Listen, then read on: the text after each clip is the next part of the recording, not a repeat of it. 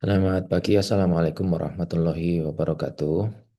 Teman-teman, saya membuat video ini karena hari Rabu kemarin saya tidak berjumpa dengan kalian ya, karena saya ada undangan sehingga teman-teman presentasi tanpa kehadiran saya.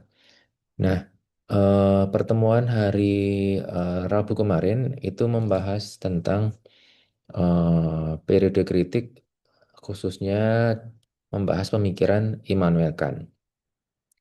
Sebelum kita membahas Immanuel Kant, saya ingin kita memberikan perhatian ke dua pemikir ini ya, yaitu Plato dan David Hume, karena ini akan kita gunakan untuk memahami pemikiran dari Immanuel Kant. Plato yang dikutip oleh jurnal ditulis oleh ini ya Tatarkiewicz tahun 1963 ini, Plato pernah bilang bahwa there are things which are beautiful always and by themselves. Uh, which are beautiful always ya. Jadi memang indah dari objeknya itu. Ini yang kemudian kita pahami sebagai keindahan yang objektivistik, yang secara objektif sudah indah. Namun ketika periode abad 18, ketika periode Enlightenment, seorang filsuf juga David Hume pernah menulis bahwa beauty of things exists merely in the mind which contemplates them. Artinya keindahan itu ada di pikiran. Yang saya terjemahkan ini dari jurnal yang sama. Ini adalah keindahan yang subjektivistik. Nah, kaitannya apa? Coba kita akan ke Immanuel Kant. Selain membahas soal keindahannya, Immanuel Kant itu juga kita kenal dengan quotes yang itu sangat dominan di periode Enlightenment, yaitu saya tidak tahu bacanya ini, sapere aude, yang artinya terjemahan eh, secara umum adalah beranilah berpikir sendiri. Artinya apa? Ketika periode pencerahan, kita tahu bahwa logika, kemampuan kognitif manusia itu sudah sedemikian berkembang dibanding periode sebelumnya, dan itu membuat manusia itu cenderung menggunakan eh, logika dibanding yang lain. Jadi dia udah meninggalkan ketika ada masalah, manusia akan berpikir bahwa masalah itu bisa diatasi oleh dirinya sendiri, tidak lagi bergantung ke mitologi, misalkan mitologi dewa-dewi ketika Yunani kuno, atau eh, tergantung dengan konsep-konsep teologi ketika medieval, atau tahayul atau yang lain. Nah, itu sudah mulai beralih ke eh, beranilah berpikir sendiri ini.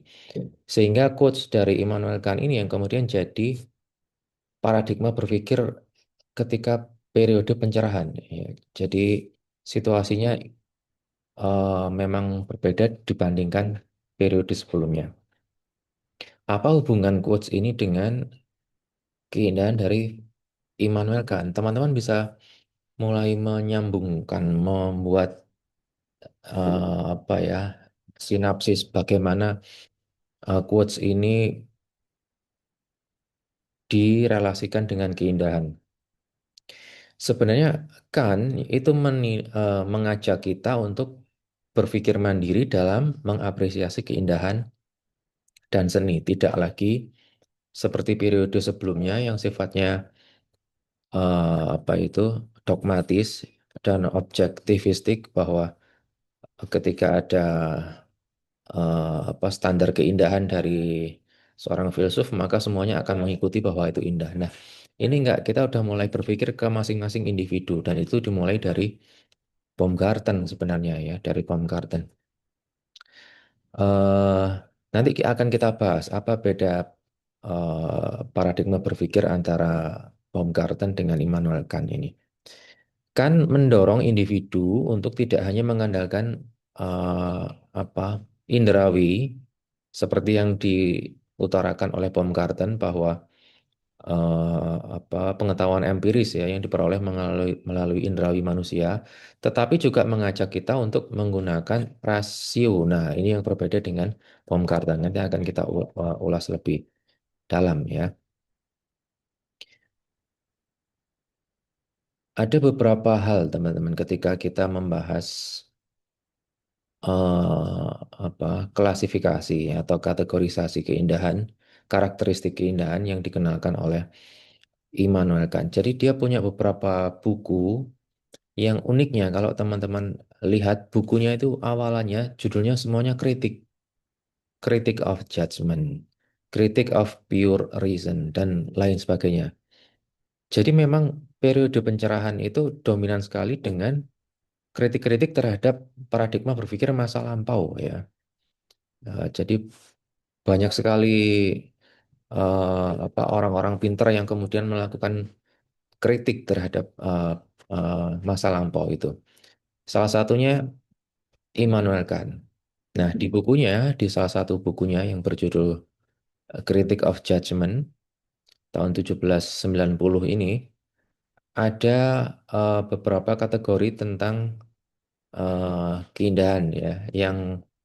Yang pertama adalah ya tentu subjektif. Ini yang kemudian sebelumnya juga dikenalkan oleh Baumgarten ya, bahwa penilaian estetika itu bersifat subjektif. Ini yang juga berbeda dengan periode-periode ketika Socrates, Plato, Aristotle, eh, dan sebenarnya dimulai dikenalkan Baumgarten dan Aristotle juga. Cuma Aristotle belum begitu berhasil karena apa? Ya karena kemampuan kognitif manusia masih terbatas ya. Bayangkan ini 1000 tahun loh ini bedanya dengan lebih ya lebih 1000 tahun ini dengan periodenya Aristotle. Subjektif. Jadi penilaian keindahan, apresiasi tentang keindahan itu bersifat subjektif, yang artinya didasarkan pada preferensi dan perasaan. Nah, ini lagi-lagi perasaan bukan perasaan itu kan nggak bisa dilogika ya. Perasaan itu bukan hal yang rasional. Ini pernah saya sampaikan. Logikanya orang sakit GERD, orang sakit MAH itu nggak bisa minum kopi, nggak bisa makan pedas ya. Logikanya kayak gitu kan. Tapi perasaan kadang kan berbeda. Saya kok kepingin makan pedas, saya kepingin kopi karena apalah itu kan perasaan, nggak bisa dilogika. Ingat saya pernah ngasih contoh ya, apel yang merah ranum dan apel yang dimakan codot ataupun bayam yang daunnya nggak berlubang dan ada daun bayam yang dimakan ulet. Itu subjektif. Yang berikutnya adalah universality.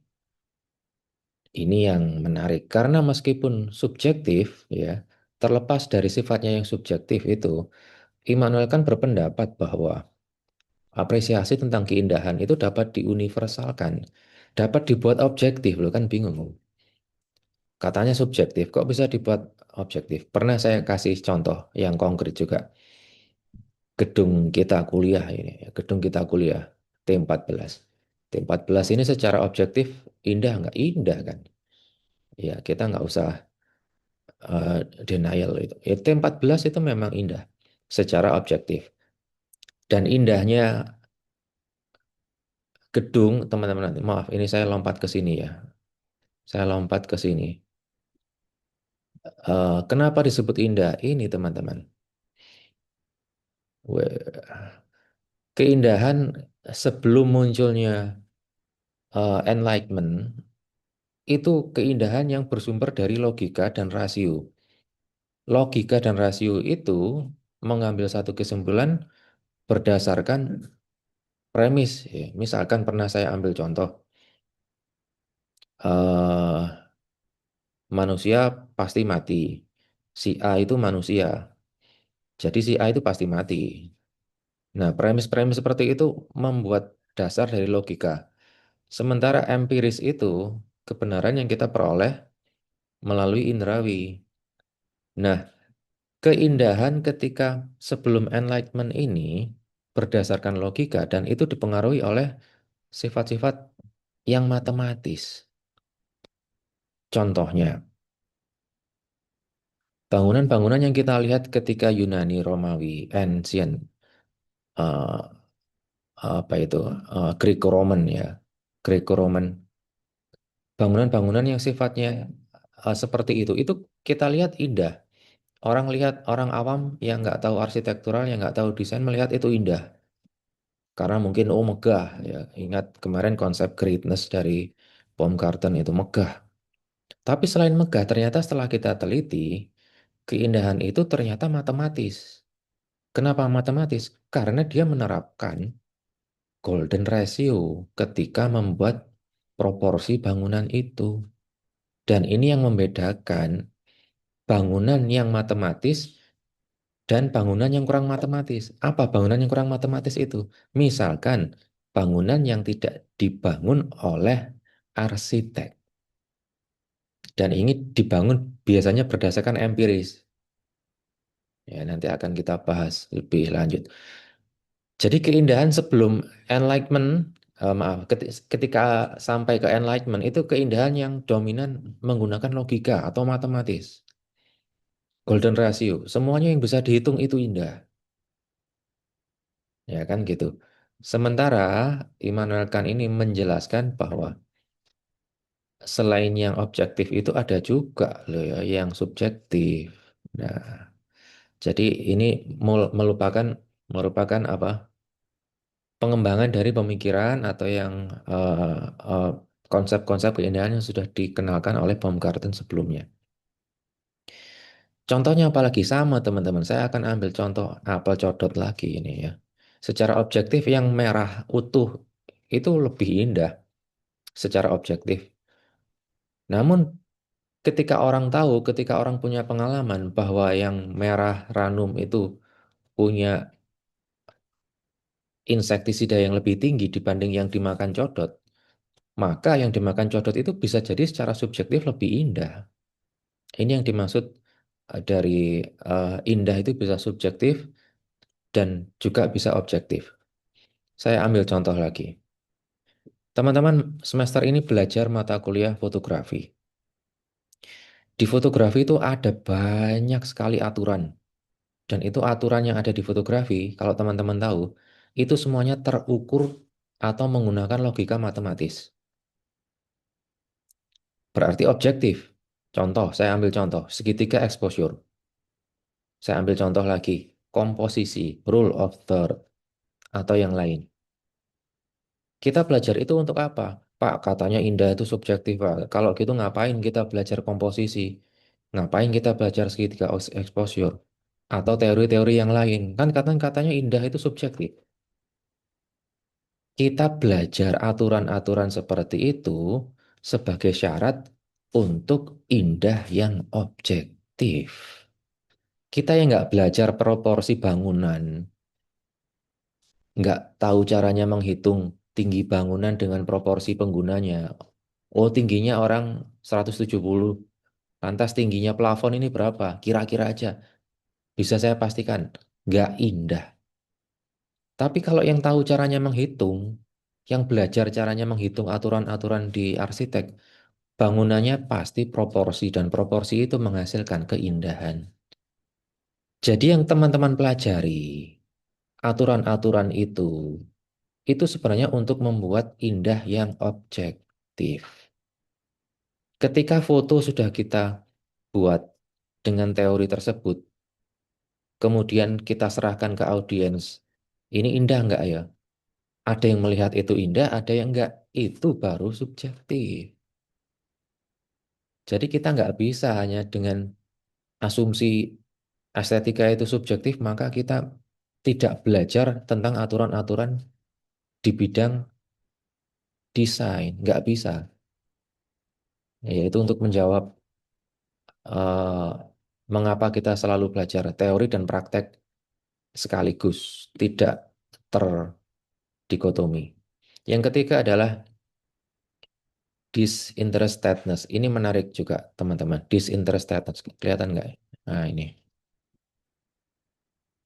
Kita tahunya biasanya interest ya. Kita, oh interest banget. Kenapa? Karena saya punya tendensi tertentu. Nah, sebaliknya disinterestedness ini kita harus ngosongkan tendensi motivasi kita agar bisa mengapresiasi objek estetis itu dengan paripurna, dengan komprehensif, dengan lengkap. Contoh, ada yang pernah bilang bahwa naskor paling enak itu naskor buatan ibu gitu. Nah, itu pasti udah punya tendensi. Jadi ketika makan naskor apapun, kalau ngomongnya kayak gitu, pasti yang lain nggak bakal enak. Itu udah punya tendensi. Jadi kalau misalkan lagi kamu hadir di pembukaan galeri, pembukaan pameran di galeri, kamu bilang ke temanmu yang lain, ayo kita hadir di pembukaan lukisan di galeri itu. Kenapa? Itu lukisannya bagus-bagus. Kenapa kamu bilang gitu lah? Karena kamu kenal, karena yang lukis itu temanmu atau mungkin pacarmu. Jadi kamu punya interest, punya tendensi tertentu. Nah, itu yang nggak boleh. Ya, disinterestedness ini adalah tanpa kepentingan pribadi. Jadi apresiasi soal keindahan itu harus kita lakukan dengan ketidaktertarikan atau disinterestedness itu tanpa tendensi. Ya, kamu bilang T14 indah gitu karena kamu kuliah di sini. Nah, itu sudah punya ketertarikan tertentu itu ya. Yang keempat adalah imajinasi. Ini imajinasi ini saya kira banyak kita bicarakan, tapi kadang kita nggak paham betul ya imajinasi itu karena hubungannya dengan eh, banyak hal. Ada yang hubungannya dengan psikologi, persepsi, atau pemrosesan otak neuroscience. Jadi macam-macam imajinasi itu. Satu hal yang bisa saya ambil contoh konkret dari konsep imajinasinya Immanuel Kant itu adalah lukisan ikonik yang saya kira teman-teman sudah sering melihat, tapi mungkin belum paham betul, yaitu Persistence of Memory, lukisan dari Salvador Dali tahun 1930. Coba kita lihat.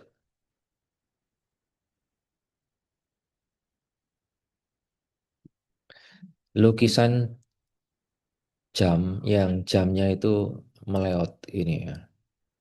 Jamnya meleot. Ini apa hubungannya? eh ini sebenarnya kalau digunakan untuk merepresentasikan imajinasi baik. Tapi lebih dari itu, sebenarnya lukisan ini merupakan representasi dari hal yang lebih kompleks, teman-teman. Waktu itu kan selama ini kita ketahui, waktu itu rigid ya. Waktu itu pasti. 1 menit 60 detik. 1 jam 60 menit. 1 tahun 365 hari. Kita selama ini tahunya waktu itu rigid. Tapi di beberapa hal, waktu itu ternyata relatif, teman-teman. Sama seperti yang disampaikan Einstein. Waktu itu relatif ya. Contoh, teman-teman kalau mempelajari film, film waktu di film itu nggak rigid, nggak linear, ya. Dengan perlakuan dengan intervensi tertentu, waktu yang atau kita lihat di film, waktu itu bisa sangat relatif. Tiba-tiba flashback, tiba-tiba ke apa future, itu nggak linear. Tapi kemampuan kognitif kita kemudian mencerna itu, oh ini maksudnya balik ke masa lampau. Itulah waktu yang bisa relatif. Sehingga Dali di sini menggambarkan waktu itu jadi meleot. Ini teman-teman pernah lihat karakter film yang bisa mengatur waktu gitu ya. Saya lupa kalau nggak salah Doctor Strange itu. Atau Loki juga. Yang senangannya main-main dengan waktu ya. Waktu itu bisa sangat dibuat cepat, dibuat lambat. Nah, ingat ini tahun awal abad 20 udah ada yang buat kayak gitu. Awal abad 20 Salvador Dali sudah membuat konsep ya bahwa waktu itu ternyata nggak rigid. Dan kalau masuk ke budaya, tambah kompleks lagi teman-teman ketika membicarakan waktu. Contoh, orang-orang dulu itu ketika ngomongin waktu gimana menurutmu? Manusia pertama sudah tahu waktu nggak? Dia nggak tahu, taunya setelah siang ganti gelap malam. Kalau teman-teman waktu sekolah SD, SMP itu eksperimen biologi, kacang hijau ditaruh di kapas. Besoknya keluar akar. Besoknya keluar daun. Besoknya lagi mati. Itu waktu yang secara logika rigid, linear ya. Tapi ketika belajar di budaya, orang-orang kakek nenek ya, atau mungkin di tempatmu masih ada yang bilang, kita ketemuan kapan? Nggak ngomongin jam loh. Oh nanti habis beduk. Ya, tambah bingung kamu, habis beduk itu waktu apa coba? Jadi lukisan Dali ini bisa kita pahami sebagai titik temu ya antara logika, rasional, pemikiran ilmiah, saintifik dengan pengalaman batin atau indrawi atau empiris dan cara manusia memaknai kehadiran atau keberadaan waktu itu. Jadi lukisan ini saya kira bukan hanya teknisnya ya. Kalau selama ini kita kenal teknisnya, wah luar biasa teknisnya ya. Tapi ternyata filosofis banget. Nah, itu tentang imajinasi. Yang terakhir tentang konsepnya Immanuel Kant adalah sublime. eh saya kira sublime ini mirip dengan konsep dari eh, Baumgarten, yaitu greatness, ya. Mengacu pada pengalaman menghadapi sesuatu yang luas, kuat, melampaui kemampuan kita untuk memahami. Yang kalau saya tafsirkan, ini di konsepnya Plato itu sudah dikenal yang namanya transcendent. Salah satunya adalah konsep-konsep ketuhanan, konsep-konsep hal yang melampaui kemampuan kita untuk memahami ya, transcendent, sublime. Nah, ini 5 konsep yang tertera di bukunya Immanuel Kant, yaitu Critique of Judgment.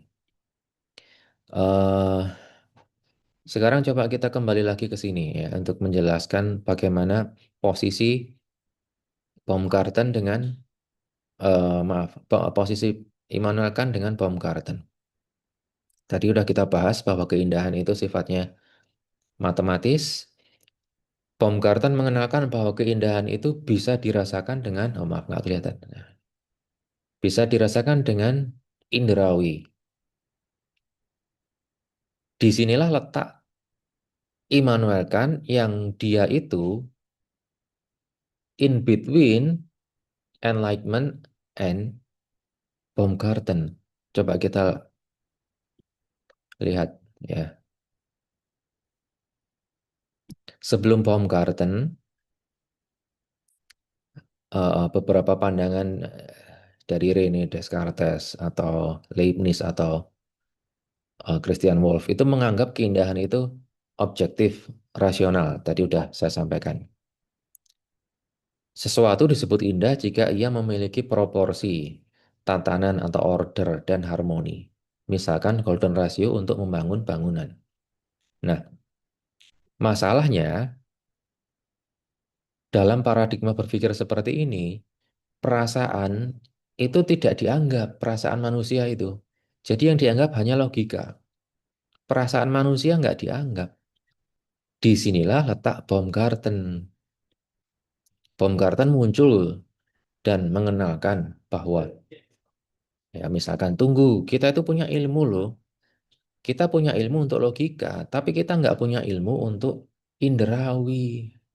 Nah, disinilah ia memperkenalkan indrawi untuk melakukan apresiasi terhadap keindahan atau estetika.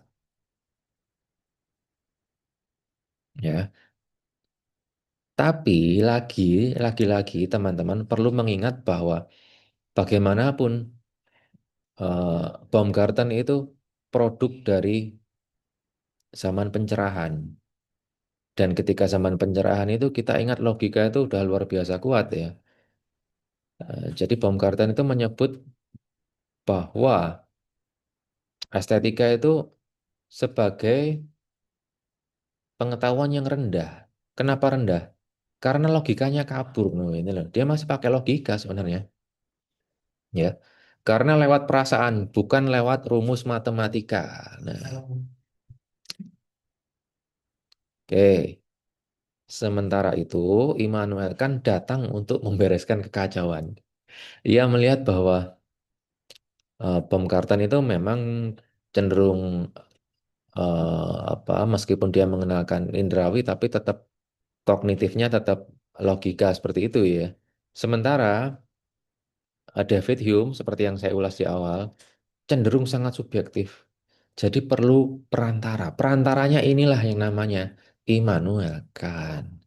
Jadi kalau saya gambarkan itu, Immanuel Kant itu ada di tengah-tengah antara logika dengan inderawi atau perasaan. Gitu. Ya, saya kira ini apa ini?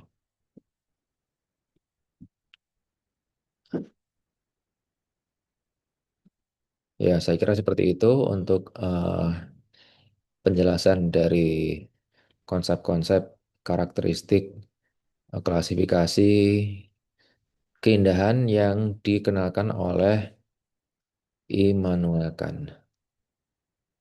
Terima kasih sudah menyimak. Bisa saya akhiri. Wassalamualaikum warahmatullahi wabarakatuh.